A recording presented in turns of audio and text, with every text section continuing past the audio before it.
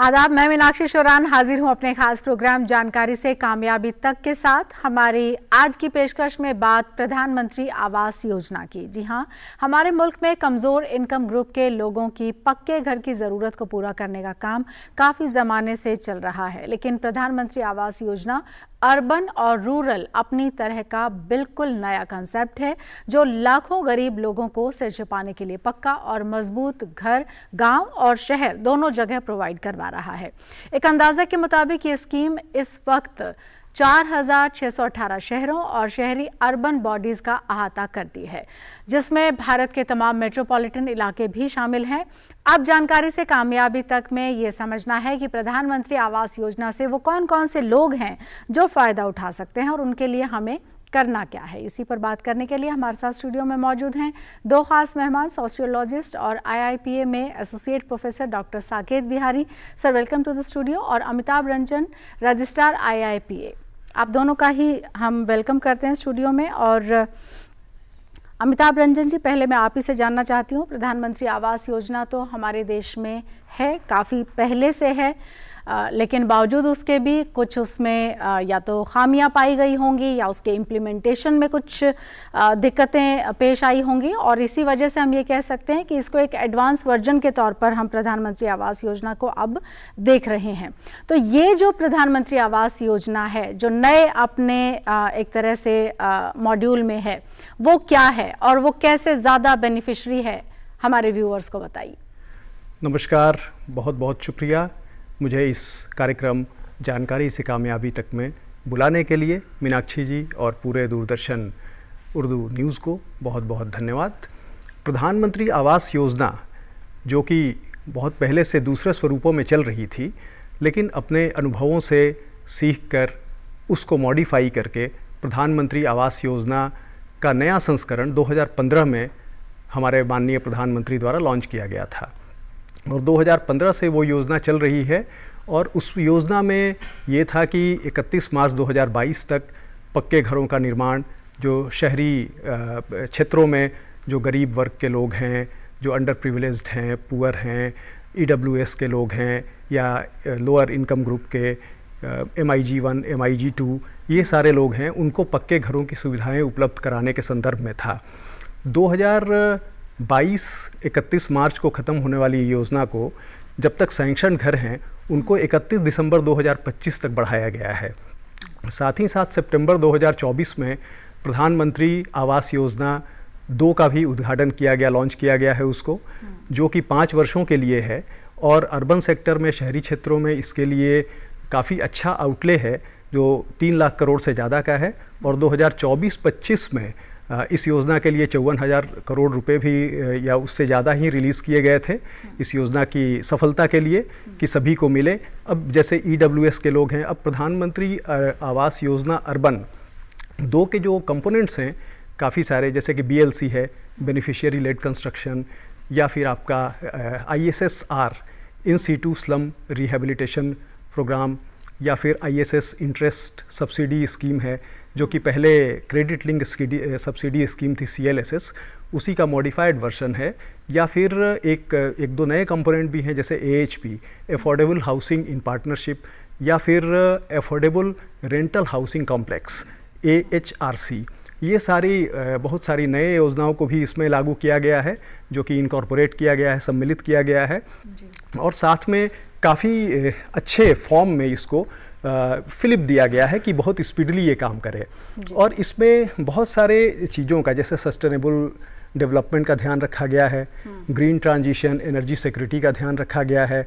और जो प्रधानमंत्री आवास योजना 2 है, इसको इसमें आप ये मान के चलिए कि ये सिर्फ एक छत नहीं है, बल्कि इसमें संकल्पना है एक घर की, कि बेनिफिशियरी को घर मिले।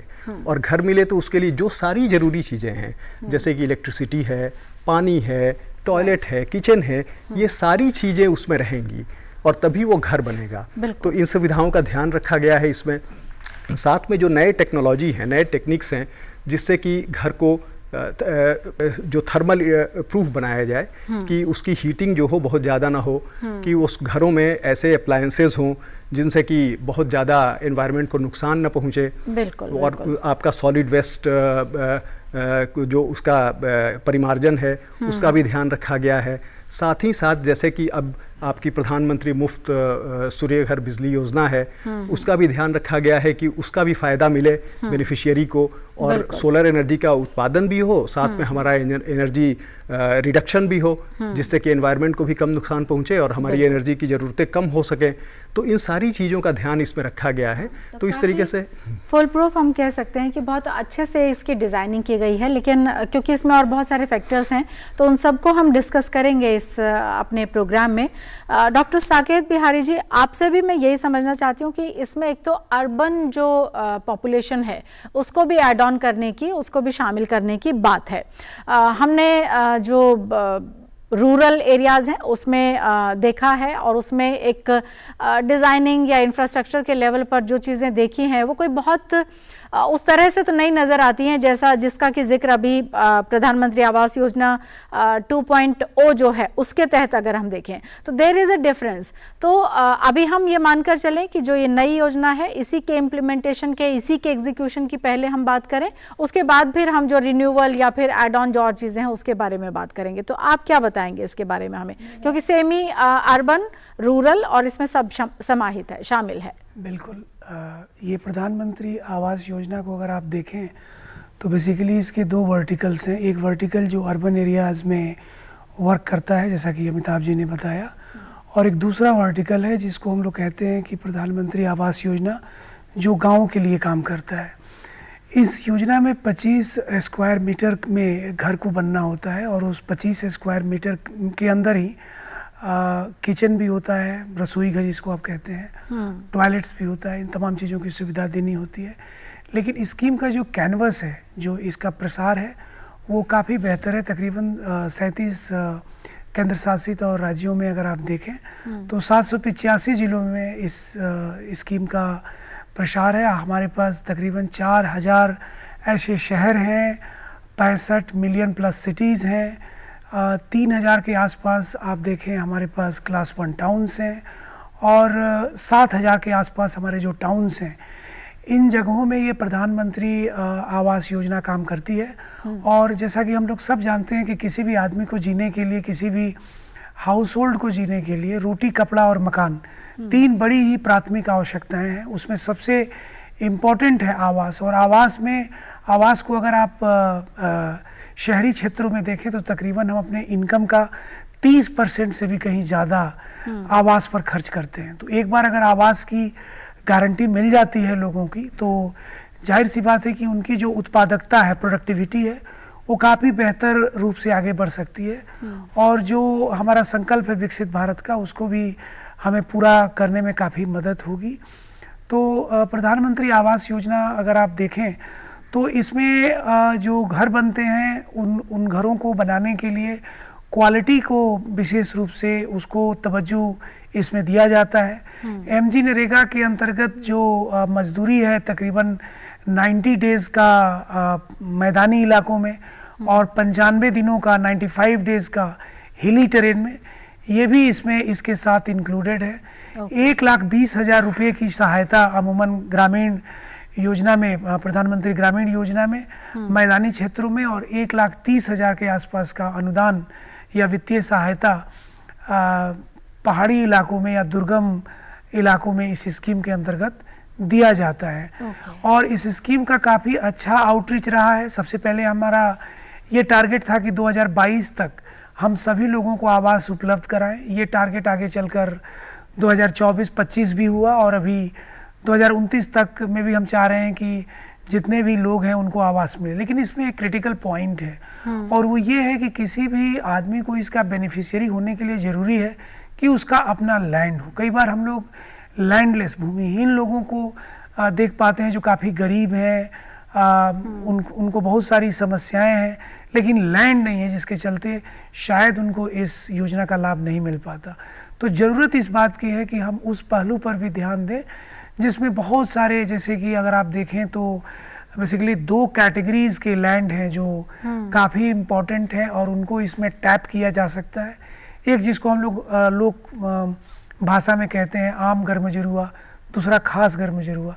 तो जो आम गर्मजरुआ लैंड है जिसको कि लोगों के कब्जे में है, अगर उनको हम आइडेंटिफाई करें, उनका एक लैंड का पूल तैयार करें, तो शायद लैंडलेस लोग जिनको इस योजना का लाभ मिलने में थोड़ी दिक्कत है, उनको भी ये लाभ मिल पाएगा।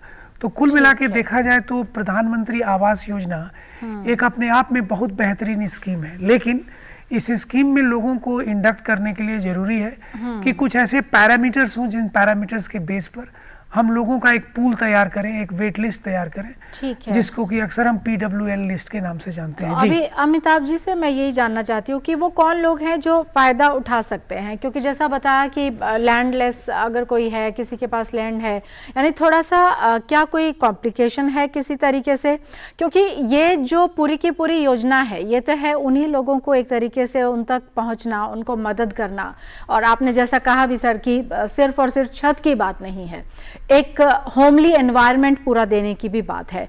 तो फिर कौन से लोग हैं जिनको जो कि बेनिफिशियरी हो सकते हैं, क्या पैरामीटर्स हैं, कुछ बिल्कुल आसान करके हमारे व्यूवर्स को बताइए कि आपको किन किन कागज़ों की या किन किन चीज़ों की ज़रूरत है कि आप अप्लाई कर सकते हैं पहले तो इसके लिए। देखिए, योजना के जो बेनिफिशियरी हैं, जो टारगेट पॉपुलेशन है, वो इनकम ग्रुप में डिवाइडेड है, जैसे कि EWS हैं, economically weaker section, plus lower income group हैं।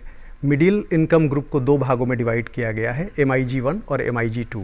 अब जिन लोगों की 3 लाख रुपए प्रति वर्ष से आय कम है वो EWS में हैं। 3 से 6 लाख के लोग जो हैं वो लोअर इनकम ग्रुप LIG में हैं। MIG 1 में 6 से 12, MIG 1, MIG 2 में 12 से 18 लाख प्रति वर्ष इनकम ग्रुप के लोग हैं। अब इन लोगों को तरह तरह की जो सुविधाएं हैं, जैसे कि मान लीजिए इंटरेस्ट सब्सिडी स्कीम है। इंटरेस्ट सब्सिडी स्कीम में EWS ग्रुप को हाईएस्ट सब्सिडी है, जैसे कि वो 6.5% सब्सिडी है इंटरेस्ट में। आपका LIG को 4% है, MIG को 3% है, इस तरीके से हैं। अब MIG 1 को जो है वो मैक्सिमम जो 2.35 लाख इंटरेस्ट सब्सिडी मिल सकती है, MIG 2 को 2.3 लाख मिल सकती है। इसी तरीके से ये कैटेगरी है। और जैसा हमारे डॉक्टर इंटरेस्ट सब्सिडी मतलब कि वो लोन लेंगे, हाँ, उनको लोन मिल जाएगा, लोन मिल जाएगा, सब्सिडी के आधार पर लोन मिल जाएगा, अगर उनके पास वो अपना इनकम सर्टिफिकेट और ये सब वहाँ पर बैंक में या जहाँ पर भी जमा करना है वो करते हैं। तो जैसे मान लीजिए कि अगर सपोज 10% इंटरेस्ट रेट है, हाँ, तो EWS को 6.5% सब्सिडी उसमें मिल जाएगी। तो इफेक्टिवली जो पेमेंट होगा वो 3.5% उसको करना होगा। उनके लिए जो इंटरेस्ट जो रेट होगी वो 3.5% होगी, बाकी सरकार बियर करेगी PMAY 2 के अंतर्गत। और जैसा कि डॉक्टर साहब ने बताया कि लैंडलेस लोग हैं, उनके लिए समस्या है, उनके लिए प्रॉब्लम है, तो PMAY 2 में इसका ध्यान रखा गया है, क्योंकि PMAY 2 में जो शहरी जो योजना है अर्बन, तो अर्बन में जैसे कि ज़मीन की समस्या है, लैंड की समस्या है, because land is one of the rarest community in urban areas. तो वहाँ पे जैसे ये बात है कि वर्टिकल जाया जाए, जो मतलब हाई राइज बिल्डिंग बनाई जाए उसके लिए बेनिफिशियरीज़ के लिए। उसके बाद फिर आपका हाई राइज बनाई जाए, ये तो एक चीज़ हो गई। उसके बाद जो गवर्नमेंट की बहुत सारी वेस्ट लैंड पड़ी हुई हैं या जो लैंड इंक्रोचमेंट में है, उनको लेकर और उन पे स्कीम का निर्माण किया जाए, हाउसिंग का निर्माण किया जाए। तो इन सब चीज़ों का ध्यान रखा गया है। अब ये इशू है कि हमारे पास रिसोर्सेज की भी कमी है, लेकिन हमें डेवलपमेंट भी चाहिए। अब इस बारे में मुझे एक शेर याद आ रहा है कि मुख्तसर सी ज़िंदगी के अजीब से अफसाने हैं, मुख्तसर सी ज़िंदगी के अजीब से अफसाने हैं, यहाँ तीर भी चलाने हैं और परिंदे भी बचाने हैं। तो हमें ज़मीन पे निर्माण भी चाहिए, ज़मीन कम भी है तो इसका भी ध्यान रखना है, प्लस हाउसिंग का निर्माण भी करना है, हाउसिंग फॉर ऑल जो कि हमारा एक मोटो है, और विकसित भारत 2047 का लक्ष्य भी है, तो इसका भी हमें ध्यान रखना है। अब जैसे ग्रामीण क्षेत्रों की बात है, तो ग्रामीण क्षेत्रों में बहुत सारे जो फार्मर्स हैं, अंडर प्रिविलेज्ड हैं, उनको इस चीज़ की ज़रूरत होती है। हाउसिंग जो हमारे यहाँ माइग्रेंट पॉपुलेशन है, जो अर्बन एरियाज़ में जाती है, जो चारों तरफ से आते हैं, उनके लिए इस स्कीम में ध्यान रखा गया है। जो एक कंपोनेंट है जो मैंने शुरू में भी बताया था कि affordable rental housing complex, PMAY 2 में इसका ध्यान रखा गया है अर्बन एरियाज़ में। कि कोविड के समय में यह देखा गया कि बहुत सारे जैसे माइग्रेंट पॉपुलेशन है वो अपने घरों में लौट गए या वो हैं नहीं, बहुत सारे लोगों को वर्क प्लेस के पास रहने के लिए ज़रूरी है कि वो चाहिए क्योंकि commuting is a big issue in urban areas.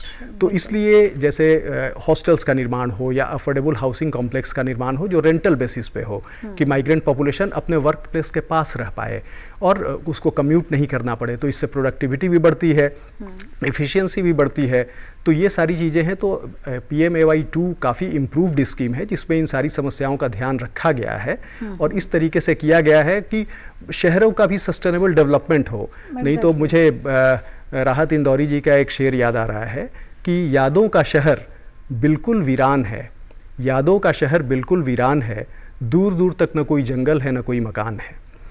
तो ये चीज़ न हो, इसका ध्यान रखा गया है कि सस्टेनेबल हाउसिंग कॉम्प्लेक्स हो, सस्टेनेबल डेवलपमेंट हो, एनवायरमेंटल पोल्यूशन ना हो, आपका क्लाइमेट चेंज, ग्लोबल वार्मिंग बहुत ज़्यादा नहीं हो। जो IITs हैं, NITs हैं, उनसे कोलैबोरेट करके टेक्नोलॉजिकल इनोवेशन का भी ध्यान इसमें रखा गया है। जो आपका बिल्डिंग मटेरियल सर्टिफिकेशन एजेंसीज़ हैं उनसे भी कोलैबोरेट करके और किस तरीके से भूकंप रोधी बिल्डिंग्स बनाई जाएं, किस तरीके से जो एनवायरमेंटल फ्रेंडली बिल्डिंग्स बनाई जाएं और हाउसिंग कॉम्प्लेक्सेस बनाए जाएं, इनका भी ध्यान रखा गया है। इसीलिए इसमें स्कीम में एक स्कीम और भी है AHP, affordable housing in partnership, कि उसमें अगर प्राइवेट सेक्टर को इनकरेज किया गया है कि प्राइवेट सेक्टर इसमें अपना कैपिटल लगाए, गवर्नमेंट जो है फैसिलिटेट करे और टेक्नोलॉजी दे, इनोवेशन करे और प्राइवेट सेक्टर कैपिटल लगाए, जिससे कि बेनिफिशियरीज़ को दोनों लाभ मिल सकें, अच्छी हाउसिंग भी मिल सके, सारी सुविधाएं भी मिल सकें।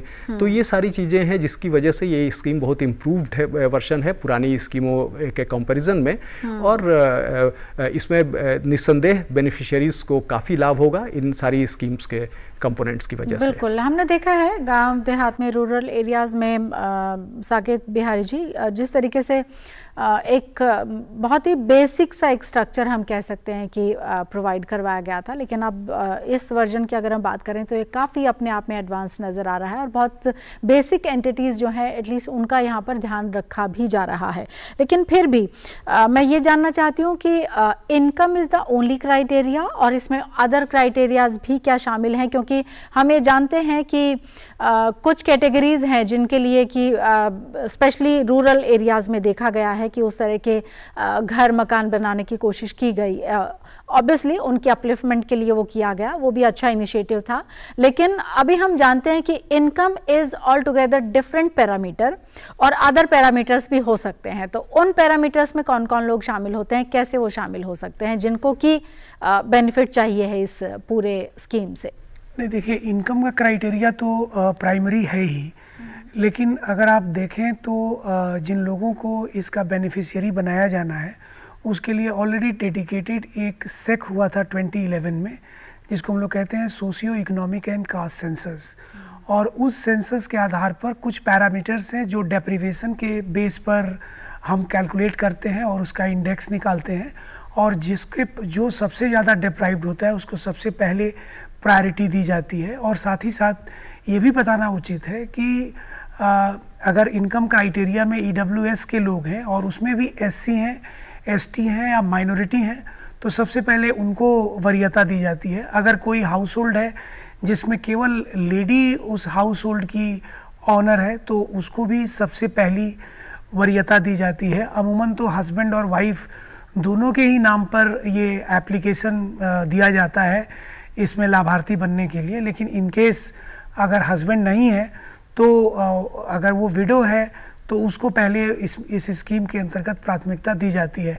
लेकिन इस स्कीम के लूप में आने के लिए ये ज़रूरी है कि जो सेक हुआ है caste socio economic and caste census 2011 में, तो उसके जो मेजर 5 to 7 जो पैरामीटर्स हैं उनको ध्यान में रखते हुए हम उसकी इंडेक्सिंग करें और बताएं कि किस किस हाउस होल्ड का क्या क्या उसमें इंडेक्स है, और जिसका उसमें हाईएस्ट नंबर होता है उसको मोस्ट वल्नरेबल माना जाता है, और उस वल्नरेबिलिटी के आधार पर हम उसको सबसे पहले प्रायोरिटी देते हैं, उसको हाउसिंग की सुविधा दी जाती है।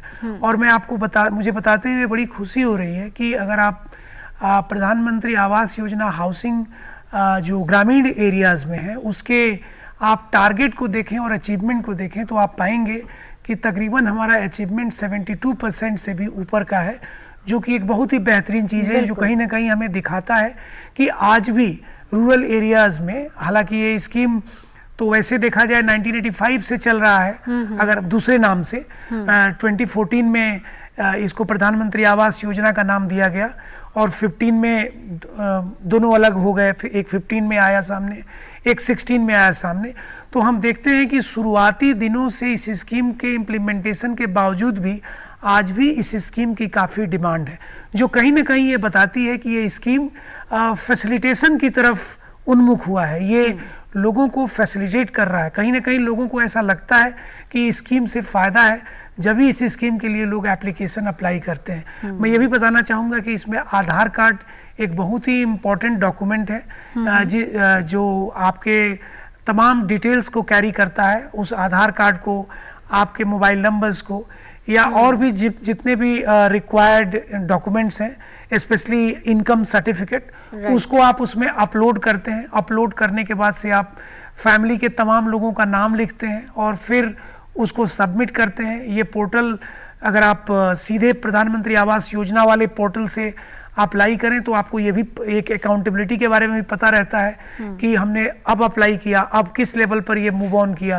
अभी ये कहाँ चला गया, आप ट्रैक भी कर सकते हैं। एक चीज़ और मैं बीच में जानना चाहती हूँ आपसे साकेत जी कि जैसे दोनों हस्बैंड वाइफ हैं या मदर फादर हैं और फिर उसके बाद में जो जनरेशन नेक्स्ट है, if they all are earning उसमें, और क्योंकि हम ये भी जानते हैं कि बहुत सारा हमारा सेक्टर ऐसा है जो कि ऑर्गेनाइज्ड है और बहुत सारा ऐसा भी है जो अनऑर्गेनाइज्ड है, तो उन सब चीज़ों का भी क्या ध्यान रखना चाहिए? क्योंकि जो व्यूअर्स हैं हमारे, जो देख रहे हैं इस समय हमको, उनको किसी तरह का कोई नुकसान ना हो, इफ़ दे आर अप्लाइंग तो उनका काम हो जाए। मैं इसलिए जानना चाहती हूँ कि उनको और थोड़ा सा बाइफरकेट करके बता पाएँ कि कैसे क्या होना चाहिए। नहीं, इसमें बड़ा सिंपल सी बात है, क्या होना चाहिए पर तो हम बहुत ज़्यादा कमेंट नहीं करेंगे, लेकिन हम इतना ही कहना चाहेंगे कि जो इनकम सर्टिफिकेट बनता है जनरली वहाँ का गजेटेड ऑफिसर जो होते हैं सर्किल्स के, वो इशू करते हैं इनकम सर्टिफिकेट्स को। और जब भी घर बना रहता है तो उसकी जो इंक्वायरी होती है कंस्ट्रक्शन के डिफरेंट लेवल्स पर, वो असाइनमेंट बीडीओ का होता है, ब्लॉक डेवलपमेंट ऑफिसर। तो जो ये सीओज जो सर्टिफिकेट बनाते हैं, इनकम सर्टिफिकेट जो इशू होता है अंचल स्तर पर या कई बार जरूरत पड़ने पर डिस्ट्रिक्ट स्तर पर, तो उन लोगों को इन चीज़ों को देखनी होती है कि जो इनकम है फ्रॉम ऑल सोर्सेज, एक हाउस होल्ड का हर किसी स्रोत से एक साल का जो इनकम है वो इनकम यही है, इस चीज़ को उन्हें इंश्योर करना पड़ता है। और इनकम सर्टिफिकेट बनाने के लिए हमारे देश में ऑलरेडी एक एस्टैब्लिश प्रोसीजर है, मैकेनिज्म है, उस मैकेनिज्म को लोग फॉलो करते हैं।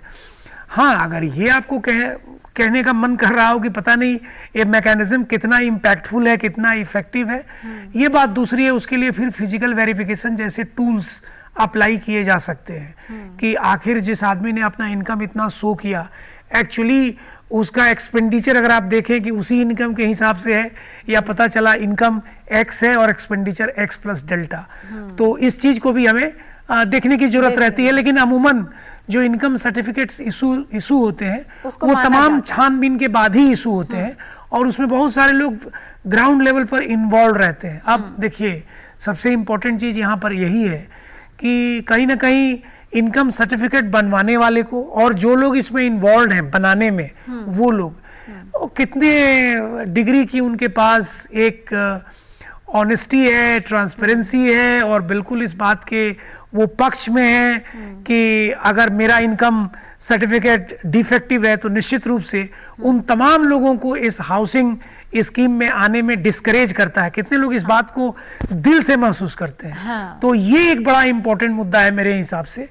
लेकिन अमूमन जो सर्टिफिकेट्स बनते हैं, इनकम सर्टिफिकेट्स, वो तमाम छानबीन के बाद ही बनते हैं और वो उसको हर लेवल पर एक्सेप्टेंस मिलती है। ठीक है, तो ये मैं कहना चाहता हूँ। तो वो एप्लीकेबल भी है, लेकिन बस यही है कि जिन लोगों को सर्टिफिकेट्स बनवाने हैं तो वो थोड़ा सा ध्यान रखें, और क्योंकि ये रिक्वायरमेंट है तो सर्टिफिकेट आप ठीक से बातचीत करके और जो भी आपके पास में डॉक्यूमेंट्स हैं उन सब का इस्तेमाल करके आप ठीक से सर्टिफिकेट बनवाइए और फिर इसके लिए अप्लाई करेंगे तो ज़्यादा बेनिफिट आपको होगा, क्योंकि वो मान्य है, उसको माना जाएगा जो सर्टिफिकेट आपका बन जाएगा। इतना सब कुछ है अमिताभ जी, लेकिन बावजूद उसके भी चैलेंजेस तो होंगे। हम बहुत सारी चीज़ों की बात कर रहे हैं, आपने APH की बात की, ग्रीन और एनर्जी, और एक ओवरऑल एक अच्छा सा घर देने की बात है लोगों को, लेकिन बावजूद उसके भी, क्योंकि बहुत एक तो हमारा डाइवर्स नेशन है, फिर भी क्या क्या चैलेंजेस आप बताएंगे कि जो अभी भी इतना सब उसको सिंप्लीफाई करने के बाद, उतना मन से उसको मानने के बाद भी चैलेंजेस हैं जो कि फेस करने पड़ते हैं? देखिए, किसी भी स्कीम के इम्प्लीमेंटेशन में चैलेंजेस होते हैं। कोई भी योजना जब प्रारंभ की जाती है तो उसमें चैलेंजेस आते हैं, लेकिन चैलेंजेस का ये मतलब नहीं है कि वो इनसरमाउंटेबल हैं। चैलेंजेस को क्रॉस किया जा सकता है। अब अमूमन जैसे अब ये स्कीम है, उसमें जैसे डॉक्टर साकेत बिहारी ने पहले ही बताया था कि लैंड की समस्या है, ज़मीन की समस्या है। तो एक ज़मीन की समस्या है कि लैंडलेस को नहीं मिलना, खासकर ग्रामीण क्षेत्रों में एक ये समस्या है। प्लस अर्बन क्षेत्रों में अगर वो हाउसिंग बनानी है या हाई राइज बिल्डिंग्स बनानी है तो लैंड एक्विजिशन की समस्या है कि ज़मीन कहाँ से एक्वायर की जाए, क्योंकि अर्बन क्षेत्रों में तो ज़मीन की बहुत स्कार्सिटी है। तो ये चीज़ें हैं। उसके बाद अब अफोर्डेबल हाउसिंग में ये बात आती है कि जो सब्सिडी उनको दी जा रही है, या जो EWS को 1.5 लाख की सुविधा, या स्लम डेवलपमेंट के केस में 1 लाख की सुविधा जो दी जा रही है उनको, तो क्या वह पर्याप्त है? क्योंकि महंगाई बढ़ रही है, चीज़ें काफ़ी महंगी हो रही हैं, तो इस लिहाज से ये भी देखना पड़ेगा, क्योंकि ये समस्या तो है कि उसमें क्या वो उनकी बन जाएगी, घर बन जाएगा, या वो कर पाएंगे इस मतलब जो भी ग्रांट मिल रही है उनको इस योजना के अंतर्गत। प्लस उसके बाद समस्या, एक बहुत बड़ी समस्या है हमारे यहाँ पानी की, चाहे वो अर्बन क्षेत्र हो या रूरल क्षेत्र हो। जल की जो समस्या है, क्योंकि हम लोग को लगता है कि हमारे यहाँ पानी पर्याप्त है, लेकिन ऐसा नहीं है। 2/3 of India is water deficient. और इसके अलावा वर्ल्ड बैंक की एक स्टडी है, डीप वेल्स एंड प्रूडेंस, उस स्टडी के तहत ये पाया गया है, 2021 की स्टडी है, कि जिस तरीके से हमारे यहाँ ग्राउंड वाटर का ओवर एक्सप्लॉयटेशन हो रहा है, तो उसके चलते अगले 20 वर्षों में 2/3 of our ground aquifers will be in critical stage. कहने का मतलब है कि ज़मीन ग्राउंड वाटर में जो एक्वीफर्स हैं, जहाँ से हम पानी निकालते हैं, जो वाटर संचय करते हैं, तो 20 सालों में ऐसे कंडीशन में वो पहुंच जाएंगे 2/3 ऑफ इंडिया में, 2/3 एक्वीफर्स, कि हम पानी नहीं निकाल पाएंगे उनसे। तो ये बहुत गंभीर समस्या है। कहने को तो 71% वाटर है अर्थ में और 29% लैंड है, लेकिन फ्रेश वाटर कंपोनेंट उसका सिर्फ 3% है, और उस 3% में भी 68% जो है ग्लेशियर्स में, आइस कैप्स में लॉक्ड है। तो हमारे पास फ्रेश वाटर की अवेलेबिलिटी बहुत कम है, और समंदर का पानी तो समंदर भी नहीं पी सकता। इसमें एक बहुत अच्छा शेर मुझे याद आ रहा है, राहत इंदौरी जी का ही है, कि मैंने अपनी खुश्क आँखों से लहू छलका दिया, मैंने अपनी खुश्क आँखों से लहू छलका दिया, एक समंदर कह रहा था मुझको पानी चाहिए। क्योंकि पीने का पानी तो समंदर भी नहीं दे सकता। तो इसलिए ये पानी की बहुत बड़ी समस्या है, जिसे हमें गंभीर रूप से विचार करना होगा कि किस तरीके से हम अपने वाटर रिसोर्स का ऑप्टिमाइजेशन करें, क्योंकि पानी की समस्या हर जगह है। किस तरीके से ऑप्टिमम यूज़ करें, किस तरीके से जो 3R का सिस्टम है कि रिड्यूस, रिसाइकिल, रीयूज़, कि हम अपने रिसोर्सेज को किस तरीके से मैक्सिमाइज़ करें, कि उसका कंजम्पशन रिडक्शन करें, उनको रिसाइकिल करें, फिर उनको रीयूज़ करें, उनको रीफर्बिश भी करें। तो ये सब कंसेप्ट हैं। प्लस टेक्नोलॉजिकल इंटरवेंशन करें, जैसे कि बहुत सारी इस योजना में टेक्नोलॉजिकल इंटरवेंशंस हैं, जैसे जियो टैगिंग हो रही है, या आपका आधार से इंटीग्रेशन हो गया है। लेकिन किस तरीके से और फर्दर फ्रॉड्स को रोका जा सके, जैसे डॉक्टर साहब कह रहे थे, बता रहे थे कि मतलब इनकम सर्टिफिकेट के चैलेंजेस हैं या जो भी हैं। इनकम सर्टिफिकेट जो भी बनाते हैं बहुत जिम्मेदार अफसर होते हैं, गस्टेड ऑफिसर्स होते हैं। जैसे तहसील लेवल पे तहसीलदार इनकम सर्टिफिकेट बनाता है, ब्लॉक लेवल पे BDO ऑथराइज्ड है। और प्लस इस स्कीम में मॉनिटरिंग एंड इवेल्युएशन का भी कंपोनेंट है कि कंटिन्यूअस मॉनिटरिंग है, जो भी बनेगा उसकी जियो टैगिंग की जाएगी, और स्थल पर्यवेक्षण किया जाएगा।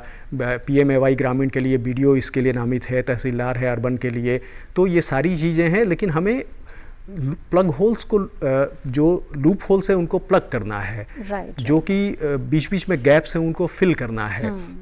इस तरीके से अब इसके लिए इशू क्या है कि हमें नागरिकों को भी जागरूक बनाना होगा और एथिकल प्रैक्टिसेस अपनाने की ज़रूरत है इंटीग्रिटी के साथ, कि जो इसके बेनिफिशियरी हैं वो भी इसका जो एक्चुअल बेनिफिशियरी नहीं है लेकिन अपना फ्रॉड करके उस स्कीम का लाभ ले रहे हैं वो न लें।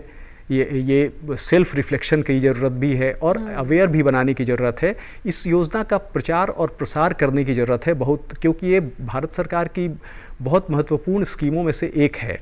लेकिन इसका प्रचार थोड़ा सा उतने तरीके से नहीं हो पाया है, तो इसको पूरी तरीके से प्रचार और प्रसार करने की ज़रूरत है कि जो एक्चुअल बेनिफिशियरी हैं उसका लाभ उठाएं और जो बेनिफिशियरी की कैटेगरी में नहीं है उनको वो लाभ न मिले। तो इस तरीके से जो गवर्नमेंट मशीनरी है उसको भी थोड़ा स्ट्रिक्ट होने की ज़रूरत है इसमें। तो अगर इन सब छोटी छोटी बातों पर ध्यान दिया जाएगा तो चैलेंजेस को ओवरकम करना कोई बहुत मुश्किल कार्य नहीं है इस योजना के अंदर। बिल्कुल। दो चीज़ें आपसे मैं जानना चाहती हूँ डॉक्टर साकेत बिहारी जी। एक तो जो लैंडलेस वाला जिक्र हम कर रहे थे वो बहुत इंपॉर्टेंट है, क्योंकि ऐसे बहुत सारे लोग होंगे जिनके पास लैंड नहीं होगी और वो बेनिफिशरी तो इसका बनना चाहेंगे, क्योंकि एक तरह से देखें तो उन्हीं के लिए ज़्यादा ये काम की स्कीम भी है, उनको ज़्यादा ज़रूरत भी है। और दूसरा ये भी कि जैसे हम चैलेंजेस की बात कर रहे हैं, ऐसी भी बहुत सारी चीज़ें होती है कि मान लीजिए कि मेरी कोई शिकायत है तो उसका रिड्रेसल कैसे और कहाँ पर हो। तो इस तरह जो लोग किसी तरह की उनको समस्या आ रही है, मान लीजिए जो अधिकारी हैं जिनको कि उनका EWS का कार्ड बनाना है या इस तरह की कोई समस्या, वो अगर उसको विटनेस कर रहे हैं तो वो कहाँ पर उसकी कंप्लेंट कर सकते हैं, कैसे आगे बढ़ सकते हैं ताकि उनको बेनिफिट मिल पाए? देखिए, इसमें बड़ी सिंपल सी चीज़ है कि ग्राम पंचायत की जो ग्राम सभा है वो बेसिकली PWL लिस्ट बनाने के लिए एम्पावर्ड है और वो बनाती है। और इसमें कहीं भी किसी तरीके की समस्या आती है तो ग्राम सभा को आपको बताना पड़ेगा, जाके वहाँ पर कंप्लेन करनी पड़ेगी, रिटर्न कंप्लेन देना पड़ेगा। CP ग्राम पर भी आप इसका कंप्लेन दे सकते हैं। लेकिन जहाँ तक चैलेंजेस की बात है, जैसा कि अमिताभ साहब बता रहे थे, तो उसमें तो एक चीज़ मैं और जोड़ना चाहूँगा कि आप देखिए इसमें एक प्रोविज़न है कि सोशल ऑडिटिंग होनी चाहिए। जब भी कोई घर बनता है तो ये देखना ज़रूरी है कि वो घर दिया जाना उस बेनिफिशियरी के लिए कितना इफ़ेक्टिव है। वैसे उसकी ज़रूरत तो उसको है, लेकिन जो घर बना है उस घर बनने से उसको क्या फ़ायदा हुआ है, किस तरीके से घर बना है, घर बनने में कितने MG नरेगा के वेजर्स को काम मिला, ये घर बनने से किस तरीके से उसके सोशियो इकोनॉमिक कंडीशंस में चेंजेज आए, इसके लिए सोशल ऑडिट का प्रोविज़न है इस स्कीम के अंतर्गत। और सोशल ऑडिट्स के बारे में जनरली ये सुनने को मिलता है कि कई बार किसी स्टेट में, किसी पंचायत में, ग्राम सभा में लोगों को ये आइडिया नहीं है एक्चुअली कि सोशल ऑडिट कैसे किया जाए। तो इसमें ज़रूरी इस बात की है कि उनको ट्रेन किया जाए कि ये तरीका है जिस पर आप सोशल ऑडिटिंग कर सकते हैं और बता सकते हैं कि हाँ ये कितना इफेक्टिव रहा। दूसरी जो सबसे इम्पॉर्टेंट चीज़ है वो इम्पॉर्टेंट चीज़ है कि जब आप PWL बनाते हैं, परमानेंट वेटिंग लिस्ट बनाते हैं, जिसके आधार पर जिसके पास सबसे ज़्यादा वल्नरेबिलिटी इंडेक्स में नंबर है उसको पहले आप हाउसिंग की सुविधा देते हैं। अगर उनको आप एक नज़र देखें तो उसमें प्रोविज़न है कि किसी न किसी सामुदायिक बिल्डिंग पर उस लिस्ट को साटना होता है, जिससे कि सारे लोग जान सकें कि किसका कहाँ पर पोजीशन है और ट्रांसपेरेंसी बनी रहे। लेकिन अक्सर सुनने में आता है कि बारिश हो गया या तूफान आ गया या कुछ ऐसा हो गया जिसके चलते दीवार पर से लिस्ट हट गया, तो उस पर भी हमें एक बार फिर से ध्यान देना पड़ेगा। और इस पर ध्यान अब दिया जाने लगा है बहुत ही जोर शोर से, और अब देखा जाने लग गया है कि हाँ परमानेंट PWL जो लिस्ट है वो वहीं के वहीं सटा मिल रहा है। जो तीसरी इंपॉर्टेंट चीज़ है वो है सेक लिस्ट के आधार पर जो लिस्ट प्रिपेयर होता है वो बिल्कुल लेटर और स्पिरिट में बिल्कुल उस पूरे प्रेस्क्रिप्शन को फॉलो करे, ये बड़ा ज़रूरी है। नेक्स्ट एक इम्पॉर्टेंट चीज़ है, जैसा कि श्री अमिताभ जी बता रहे थे कि जो उसके रूफ्स हैं, जो छत हैं, अब जैसे बिजली की सुविधा उनको देनी है या किचन में उनको गैस की सुविधा देनी है उज्ज्वला के अंतर्गत, या लैट्रिन की सुविधा देनी है उनको SBM के अंतर्गत, स्वच्छ भारत मिशन के अंतर्गत। तो अभी जो क्लाइमेटिक कंडीशंस बदल रहे हैं और जैसा कि अमिताभ जी ने बताया कि रिड्यूस, रीयूज और रिसाइकिल की जो ये जो अप्रोच है, इसके लिए जरूरी है कि जो रूफ है, रूफटॉप पे हम सोलर पैनल्स का इंतजाम करें, सो दैट कि जो एनर्जी हो वो बिल्कुल एक तरीके से रिन्यूएबल फॉर्म में चलती रहे और उससे काफ़ी कुछ फ़ायदा हो सकता है। एक और इम्पोर्टेंट इसमें प्रॉब्लम देखने को आती है वो ये है कि स्लो पेस ऑफ कंस्ट्रक्शन, जो PMAYG के हाउसेज हैं उनका जो कंस्ट्रक्शन का जो स्पीड है वो थोड़ा सा स्लो है, तो हमें उस पर भी ध्यान देना पड़ेगा। वीडियोज़ इसमें काफ़ी इनिशिएटिव ले सकते हैं और अपने विजिट को बिल्कुल कंपलसरी कर सकते हैं ये देखने के लिए कि जहाँ भी PMAYG के अंतर्गत हाउसिंग बन रही है वो किस क्वालिटी की बन रही है और कितनी स्पीड के साथ बन रही है, क्योंकि वो कहते हैं ना कि justice delayed is justice denied. जितना जल्दी आप हाउसिंग दे पाएंगे लोगों के सर पर उतना ही जल्दी रूफ मिलेगा और उतना ज़्यादा अपने को वो कॉन्फिडेंट फील करेंगे। एक और समस्या देखने में आती है वो है मटेरियल के क्वालिटी की। जो मटेरियल उसमें यूज होते हैं उसके बारे में कहा जाता है कि उतना स्टैंडर्ड मटेरियल नहीं है। तो इसके लिए ज़रूरी है कि इस मुद्दे को हम सोशल ऑडिट में लाएं और बताएं कि यहाँ पर इस तरह की बातें हैं, तो उसको भी हम लोग सॉर्ट आउट कर सकते हैं। तो कुल मिला के अगर आप देखें तो देखिए हर स्कीम्स में कुछ ना कुछ एक्सटर्नलिटी होती है, कुछ ना कुछ समस्याएं होती हैं। तो जो कुछ भी नया चलेगा उसमें समस्याएं आएंगी, लेकिन जिस ढंग से इस स्कीम ने टेक ऑफ किया है, जिस ढंग से इस स्कीम की डिमांड बढ़ी है और जिस ढंग से हमें इसका जो सनसेट ड्यूरेशन है वो बढ़ाना पड़ा है, वो दिखा रहा है कि इस स्कीम की डिमांड वाकई पब्लिक में बहुत ज़बरदस्त है। पब्लिक इस स्कीम को काफ़ी अप्रिसिएट करती है और वाकई एक आदमी को अगर घर मिल गया, वो कहते हैं ना कि रहने को घर नहीं और सोने को बिस्तर नहीं, तो एक बार अगर किसी को घर मिल गया तो निश्चित रूप से उसका जो सेल्फ होगा वो काफी अपने को प्रोटेक्टेड फील करेगा, काफी कॉन्शियस करेगा और वो बड़े आसानी से, बड़े ही एम्पैथी, सिंपैथी और इंट्यूशन के साथ इस पूरे विकसित भारत की यात्रा में अपनी एक महत्वपूर्ण योगदान सुनिश्चित करेगा। बिल्कुल बिल्कुल। और घर का तो ड्रीम है वो, आप भले ही हमने इसको कैटेगराइज किया है और प्रधानमंत्री आवास योजना की आज हम बात कर रहे हैं, किसी भी class, across every class, because class हम जानते हैं कि एग्जिस्ट करती है, तो सबके लिए वो बड़ी चीज़ होती है कि अपना घर होना चाहिए। और प्रधानमंत्री आवास के तहत जिनको मिल रहा है ऑब्वियसली उनके लिए बहुत अच्छी बात है।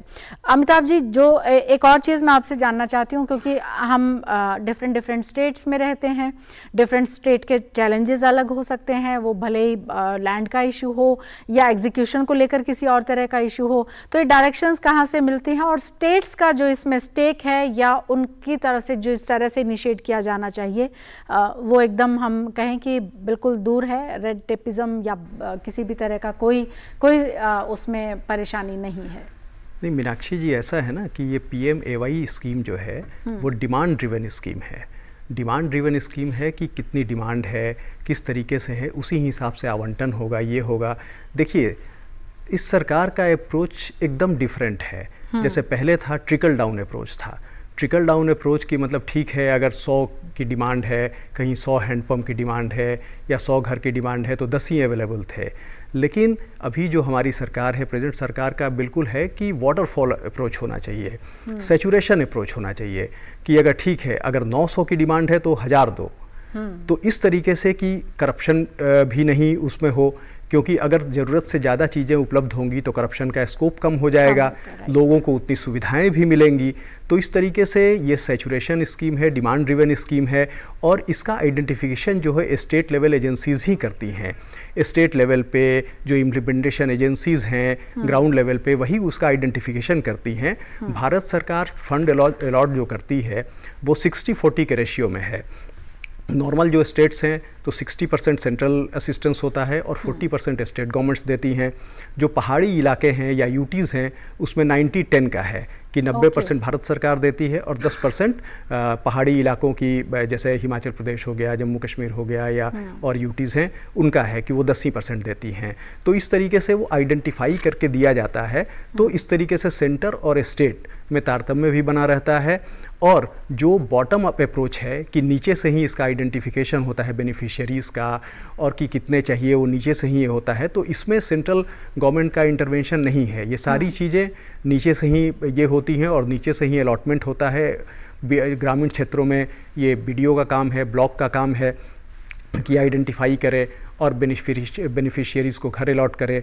अर्बन क्षेत्रों में जो अर्बन लोकल बॉडीज़ हैं, म्यूनिसिपल कॉरपोरेशंस हैं, ये उनके हाथ में है कि किस तरीके से आइडेंटिफाई करके और ये किया जाए। तो इसलिए एक तरीके से आप कह सकती हैं, जैसे डॉक्टर साहब कह रहे थे, कम्युनिटी जो ग्राम सभा करती है, अगर ग्रीवांस रिड्रेसल है या कुछ भी है, तो एक तरीके से ये कम्युनिटी ड्रिवन है और कम्युनिटी ड्रिवन है तो इसमें सिटीजन्स पार्टिसिपेशन भी है, जन भागीदारी भी है। अब जन भागीदारी है तो जनता इसको ओन भी करती है कि हाँ ये स्कीम उनकी अपनी है। अगर स्कीम अपनी है तो इसमें जनता का पार्टिसिपेशन भी ज़्यादा होगा, जन भागीदारी भी ज़्यादा होगी। तो इस तरीके से ये इस स्कीम का, ऐसी स्कीम्स को हमें और बढ़ावा देना चाहिए जो कि कम्युनिटी पार्टिसिपेशन जिसमें हो, जो उसमें पीपल ड्रिवन अप्रोच हो।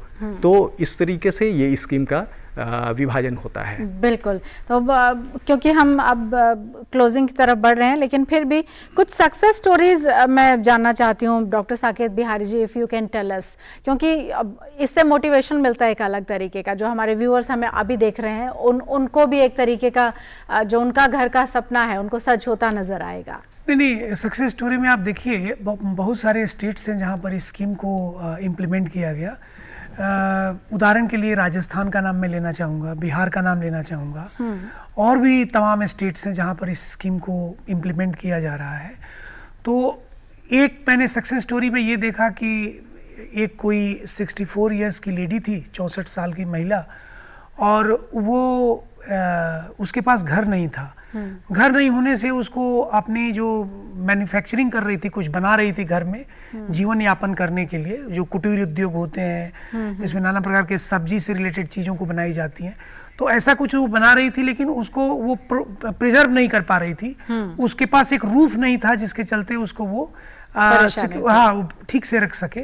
लेकिन जब उसको PMAYG के अंतर्गत घर मिला तो ये पाया गया कि न केवल उसके बनाए हुए चीज सुरक्षित रहे, बल्कि वो और ज्यादा उस चीज को बनाने लग गई। मतलब कम इनपुट में उसने ज्यादा आउटपुट लिया, वो मार्केट जा सकी, और वहां पर जाकर के उसने अपने सोशियो इकोनॉमिक कंडीशन को, मार्केट से मिलने वाली राहत से उसने अपने सोशियो इकोनॉमिक कंडीशन में काफी कुछ चेंजेस लाया। और इसका रिजल्ट ये हुआ कि उसकी एक बेटी थी जिसकी उम्र तकरीबन 14 साल थी, जहां तक मुझे याद आता है। तो वो जो पहले घर के कामों में लगी रहती थी, अब उसने घर पर ही इनफॉर्मली पढ़ना शुरू कर दिया। तो बहुत सारे बेनिफिट्स हैं, बहुत सारे बेनिफिट हैं। घर आपको एक तरह से सिर्फ सेंस ऑफ सिक्योरिटी ही नहीं देता है। लेकिन मैं इसमें मैं 2 लाइन और जोड़कर अपनी बात पूरी करना चाहूंगा। टाइम लेकिन चूंकि एक स्कीम, जैसा कि अमिताभ जी ने बताया कि एक डिमांड ड्रिवन स्कीम है, बिल्कुल ही डिमांड ड्रिवन है, और इसमें सिटीजन का पार्टिसिपेशन भी है। लेकिन सबसे जरूरी है कि इस स्कीम की कॉन्करेंट इवैल्यूएशन हो, थर्ड पार्टी असेसमेंट हो, जहां से हमें इसके बोटलनेक्स, जो कमियां हैं, हर चीज में कमी, कोई भी चीज होता है तो कमी होती है। जितना हम हाँ जी हाँ, तो हम उन कमियों पर वर्क करें और अपने इस स्कीम को पहले से ज्यादा बेहतर कर सकें। जी, बहुत बहुत शुक्रिया आपका डॉक्टर साकेत बिहारी जी, बहुत शुक्रिया अमिताभ रंजन जी आपका भी स्टूडियो में आने के लिए। तो कामयाबी ज़रूर मिलेगी हमारे उन व्यूवर्स को जो कि PM आवास योजना के तहत घर चाहते हैं, और हमारी तरफ से जानकारी उनको मुहैया करवाई गई है। आई एम श्योर जितनी जानकारी आपको मिली है हमारे व्यूवर्स के लिए ईजी होगा अगर वो इस स्कीम में अप्लाई करना चाहते हैं। तो बहुत शुक्रिया दोनों ही मेहमानों का, और अभी के लिए इतना ही। आई एम श्योर आपको ये प्रोग्राम अच्छा लगा होगा। आप अपनी सजेशंस हम तक भेज सकते हैं, उसके लिए ddurduspecials@gmail.com हमारा ईमेल का पता है। पूरी टीम को इजाज़त दीजिए, आदाब।